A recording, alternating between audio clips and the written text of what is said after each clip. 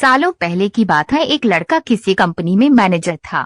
उसके साथ कभी कोई भूत की कुछ डरावनी बातें करता था तो उसे डर नहीं लगता था। उसका कहना था कि भूत जैसा कुछ होता ही नहीं है, यह सब लोगों के दिमाग का वहम है। एक दिन ऑफिस में ज्यादा काम था, जिस वजह से वो घर रात को लौट रहा था। बाइक से आराम से रात को घर जाते जाते अचानक एक सुनसान सड़क पर उसकी गाड़ी खराब हो गई। रात का समय था, कोई गाड़ी ठीक करने वाला नहीं मिलेगा सोचते हुए वो अपनी बाइक को खींचते हुए पैदल चलने लगा। कुछ ही दूर पहुंचा था कि उसे एक बस स्टॉप के पास कोई फकीर बैठा हुआ दिख गया। काफी देर से बाइक खींच रहे लड़के ने भी सोचा थोड़ी देर इधर ही इंतजार कर लेता हूँ। वो सीधे फकीर के पास चला गया और बैठकर उससे बातें करने लगा।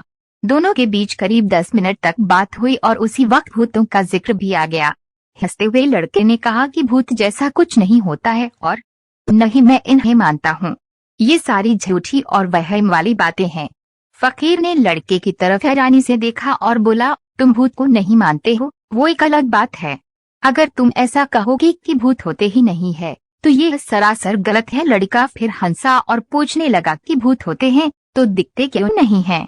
क्या आपने कभी भूत देखा है? क्या आप मुझे दिखाएंगे एक भी भूत? फकीर के मन में हुआ कि इसे आज भूत दिखा ही देता हूँ। उसने लड़के को अपने पीछे चलते रहने के लिए कहा और आगे श्मशान की ओर बढ़ गया। सुनसान रास्ते में दोनों पैदल चल रहे थे।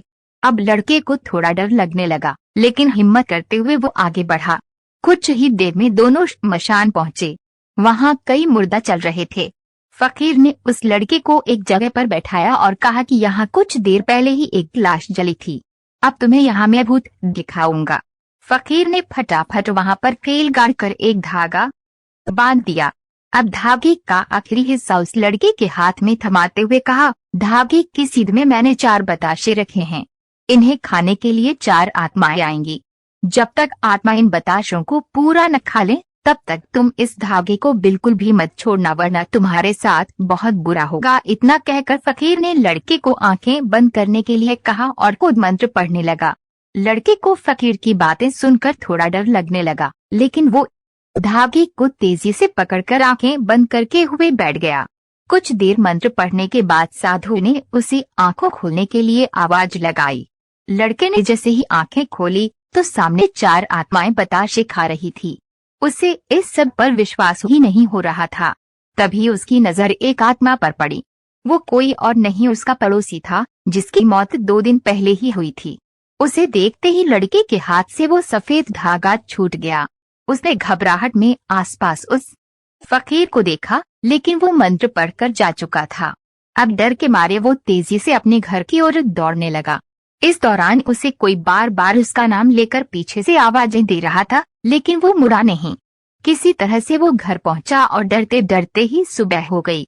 सुबह सबसे पहले उसने श्मशान की घटना के बारे में अपने माँ बाप को बताया और सोने के लिए कमरे में चला गया। कुछ देर बाद जब उसकी आंखों खुली तो वो श्मशान में ही था।